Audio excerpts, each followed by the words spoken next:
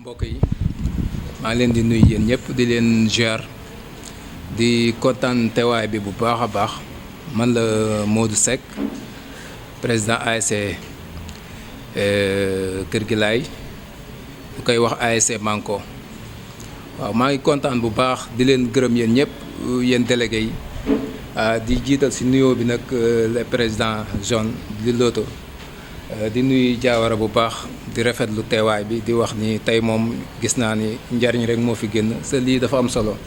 yaakaar naa ni délégué dafa nekk lu am importance ci ASC parce que délégué mooy informer ASC yi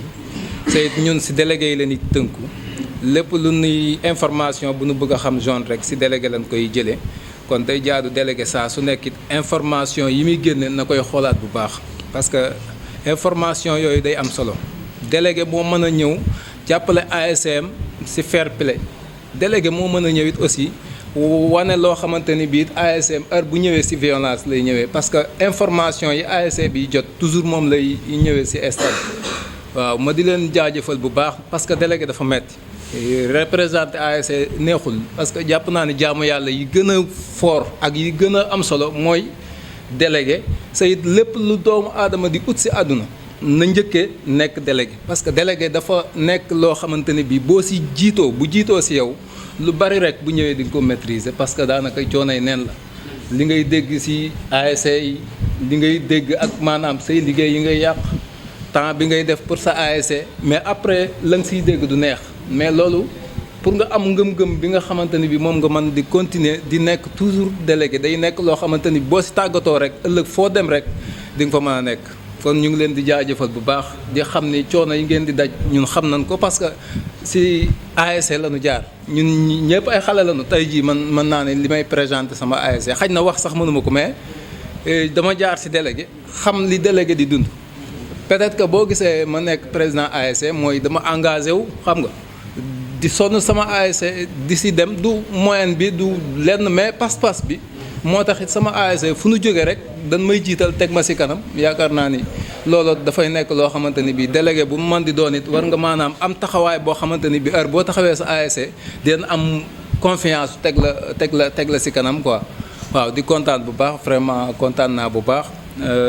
di it wax ni président ASC yi na ñuy gën di jàppale ASC yi parce que ASC yi rek la ñu am ay xale lañu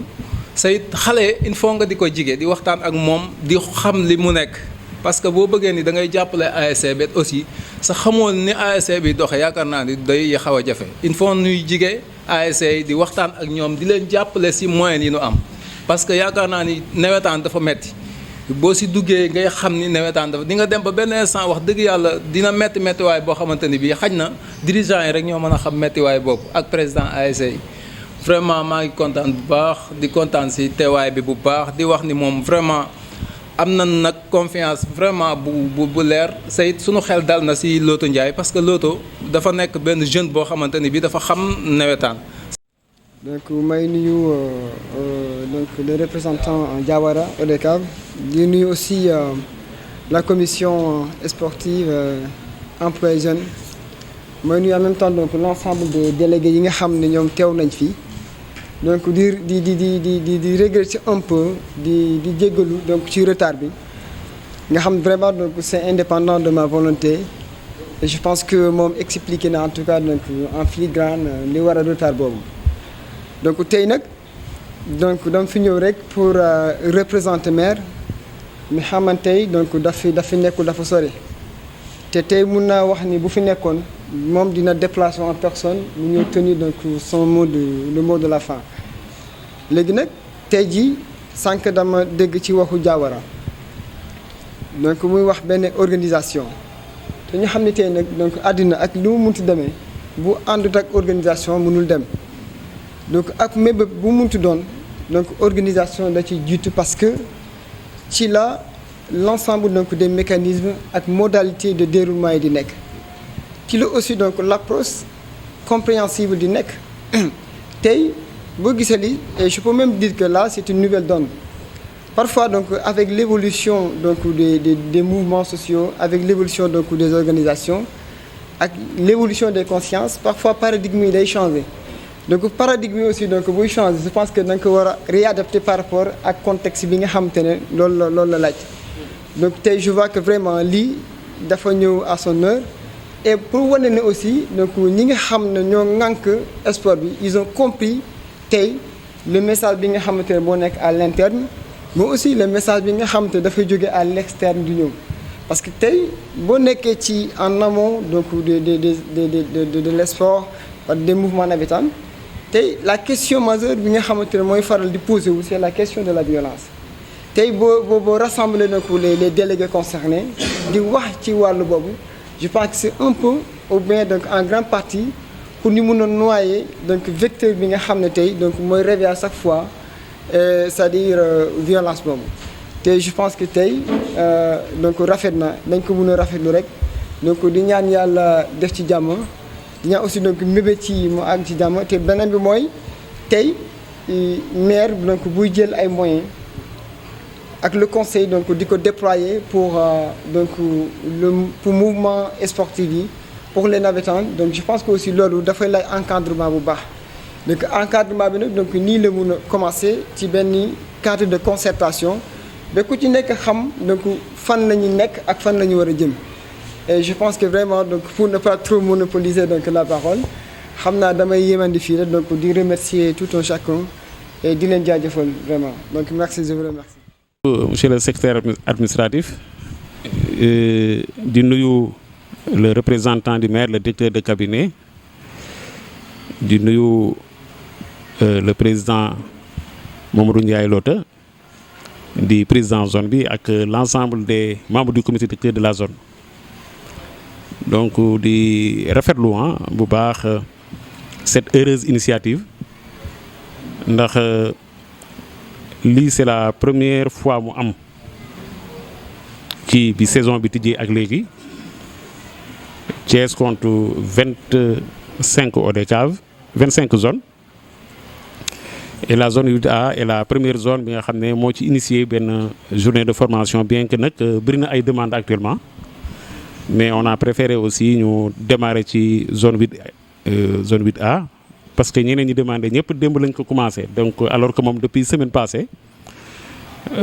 projeté woon na lii te mu nekk lu am solo tamit ndax formation mooy comme li directeur de cabinet di wax léegi rek dafa nekk loo xamante ni nit moom ci lu mu mën a bokk ci àdduna dafa baax mu ci yéegu ak ay nawleem comme ni ko olof di waxee di xàccandoo di dóorandoo ndax boo amee objectif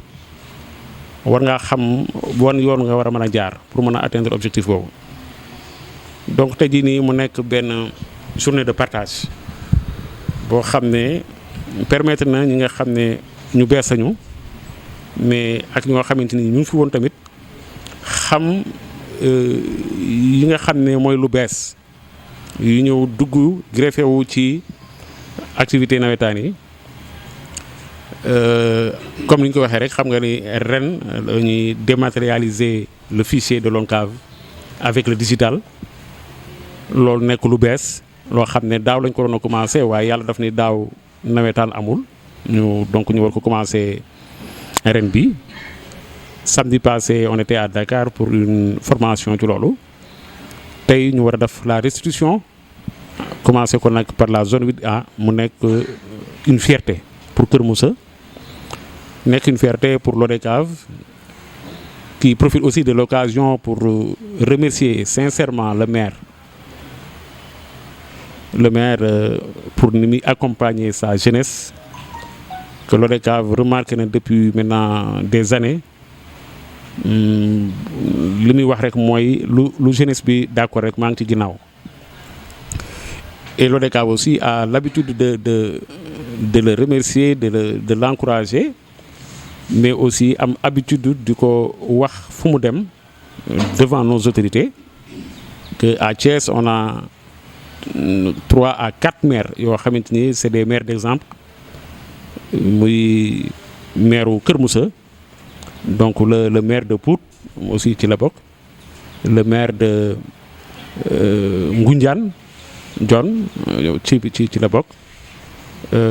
vraiment bokk nañ ci maire yi gën a ëpp lu ñuy taxaw pour leur jeunesse tey yaakaar naa ni boo xoolee rek ci construction infrastructure au niveau de la zone de Kër Moussa nga xam ne am na fi ñaari zone yu fi ne et c'est pas évident tey jii boo demee à Noto qui demande même une érection mais benn kii moo fa am actuellement il se retrouve avec 30 ASC dans une zone mais c'est parce que l'ODCAV ne peut pas permettre que ñuy sender zones yi ñuy jouer dans des terrains non clôturés parce que insécurité rek la donc aujourd'hui bu fekkoon ni mairie bi engagé wu na ba defal leen boobaa da nga mën a sender zone bi mais pour dire rek ni donc maire bi moom ci côté boobu vraiment ñu ngi ko ciy remercier bu baax ci taxawaay bu rafet bi mu am auprès de sa jeunesse. donc nga jox ko ces mots de remerciement bi nga xam ne le président de l'ODCAV Ousmane Diop m'a chargé personnellement de lui transmettre ces mots. di wax waa zone bi rek tey jii li ngeen am ni nekk na lu rëy que ñu ñëw pour une journée partagée une formation waxtaan ci lépp loo xamante ni dana soxal ASC comme ni ko sunu naataango président ASC bi waxee léegi rappelé léegi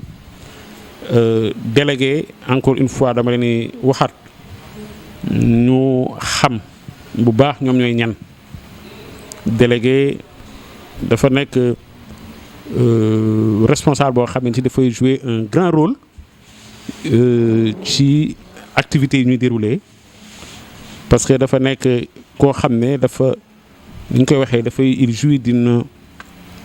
légitimité et d'une légalité parce que la plus grande instance de l'association moo ko élire mandaté ko pour mu ñëw fii donc war na mën a wane moom taxawaayam parce que comme li may faral di wax rek ASC ni ñuy demee di ràññee pour tànn président muy njiit koo xam ne ku ñu naw la noonu tamit lay tànnee délégué bi koy représenter dans les instances donc nag c'est l'occasion aussi ngeen jouer véritablement le rôle bu ñuy xaar ci yéen mooy le rôle d'encadrement donc le rôle d'apprenti mais le rôle aussi de manager parce que comme li may waxee ni tous les délégués sont des leaders d'opinion ndax mbooloo moo nekk sa gannaaw di la déglu donc da nga leen a war a teg ci yoon donc di leen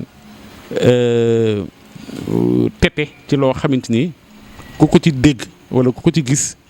dina xam ni kat ñun fa na war a teg suñu tànk la ñu teg suñu tànk donc encore une fois félicitations président ak sa comité directeur bi ci organisation bi ngeen def nii donc di ñaan yàlla vraiment mu nekk loo xam ne lu leen di jig lay doon que mandat bi ngeen entamé nekk mandat bu sedd ba li ngeen ci bëgg yëpp yàlla dafa leen ci lu wees seen yoon. merci beaucoup et puis di féliciter la dame là parce que comme ni ñuy waxee rek jigéen moom il est bien parce que aujourd'hui il y a des OGF au niveau départemental au niveau régional mais consacrés sur les femmes donc tey jii bu ñu gisee comme ni Khady Kamité était là sama xarit la woon sama jigéen la woon donc on s'est connus ici dans le nawetaan donc tey mu ngi Brésil mais il y a 2 ans rek bi mu jógee Brésil ñëw il a passé chez moi 2 semaines donc ak doom donc sama raq la sama jigéen bu baax la woon donc vraiment di ko ñaanal moom it qu'elle soit vraiment la bienvenue et puis mën a profiter de toutes les bonnes actions qui auront dans le nawetaan et qui sont consacrées aux femmes donc vraiment la porte est ouverte à Thiès. Il y a maintenant moi j'ai mis en place à Thiès depuis 10 ans une commission féminine de la zone. Même actuellement tout ce qui se fait à Thiès dans le cadre des phases dans le cadre des matchs des équipes nationales, les hôtesses, c'est eux qui font même des titres d'hôtesse avec la fédération. Donc yooyu yëpp ci yooyu lañ ko amee mais donc c'est le moment d'intégrer les instances nationales. Donc comme ni ñu waxee jigéen moom baax na góor baax na jigéen baax na mais du côté de l'État am nañ ci benn wàll bu mag daal. Merci beaucoup. Bon, ñu ngi nuyu délégué yi fi teew yëpp donc di leen sant di leen gërëm parce que tamit nit di nga ko defalal mbir du xam li nga koy defalal lan la. tey jii nii Olof Njaay li muy faral di wax rek nañ ko def boo gis nañ ko waxtaanee moo war a jiitu tey buñ naree dem ci ay compétition délégué yi nga xam ne ñoom ñoo nekk trait d'union entre ASC yi ak la zone délégué bu ci nekk war ngaa xam ban taxawaay nga war a am délégué bu ci nekk war ngaa xam lan mooy sa rôle délégué bu ci nekk aussi war ngaa xam naka ngay doxale moi je pense que ni délégué bu nekk boo xamee sa rôle doxale ko ni nga ko war a doxalee bon mën nañoo dugg ci ay compétition yu mucc ayib donc loolu moo waral ñu ni tamit looy def wala lépp looy dugg war nga koo xam d'abord moo tax ñu ni balaa ñuy poser benn acte wala ñuy def dara délégué yi nañ leen defalal formation waxtaan ak ñoom texte yi li texte yi bañ ak li texte yi nangu bu ko defee ku nekk xam tey jii lan moo lay xaar lan mooy sa mission bu ko defee yàlla mën na ñoo defal jàmm ñu dugg ci ay compétition yu mucc ayib formation bi tamit moi je pense que ni monsieur Diawara dinaa ci ñëwaat ci kanam li mu fi wax yëpp dafa leer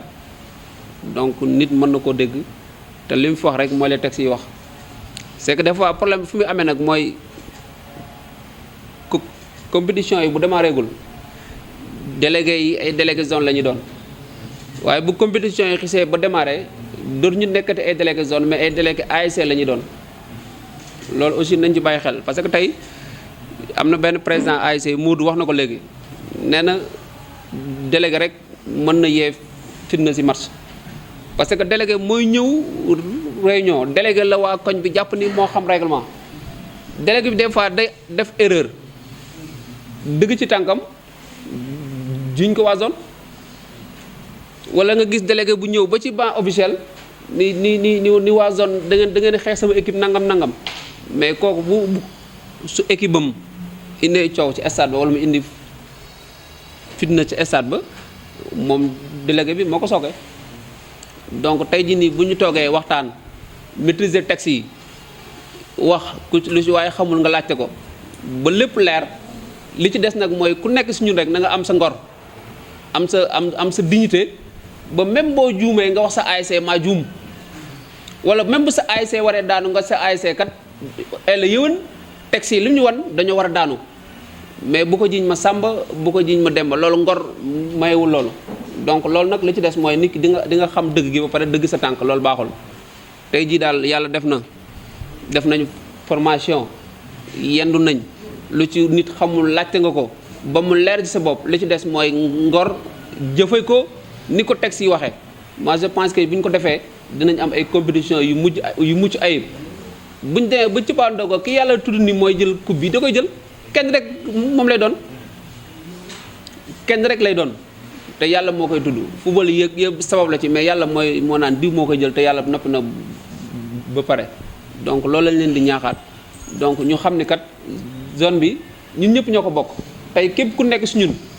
da nga war a gëm ni tey li tax zone bi di doxal ci man la war a jóge bul ni non le président bu ni le secrétaire général bu ni le secrétaire administratif bul ni la CQRP yow fa nga toog neel man bokk naa si ñi nga xam ne tey bu zone bi doxee man la bu yàqoo man la ku nekk def ko sa mbir moi je pense que bu ñu ko defee loolu mooy intérêt suñu ASC yi mooy intérêt suñu zone yi xam naa tey kàddu gi du bëri fi ñuy jeexal rek mooy di sant di gërëm ODCAV ndax Diawara wax na ko léegi ODCAV de Thiès 25 zone la tey ñu njëkk a ñëw Kër Moussa loolu day wane ne tey ñoom jox nañ importance bàyyi nañ xel waa Kër Moussa ñun loolu dañ koy wax fu ñu toll quoi dañ naan tey jii ODCAV peut-être dafa am fu mu teg Kër Moussa am na cër bu mag boo xam ne jox na ko Kër Moussa kon tey su ma toogee délégué Kër Moussa yi il faut ma koy répéter ñu xam ni loolu dëgg la ndax am na foo xam ne des fois man maa fay dem nekk faak ODCAV peut-être seen yéen délégué doo leen fa nekk mais damay gis ni Kër Moussa dañ ko jox cër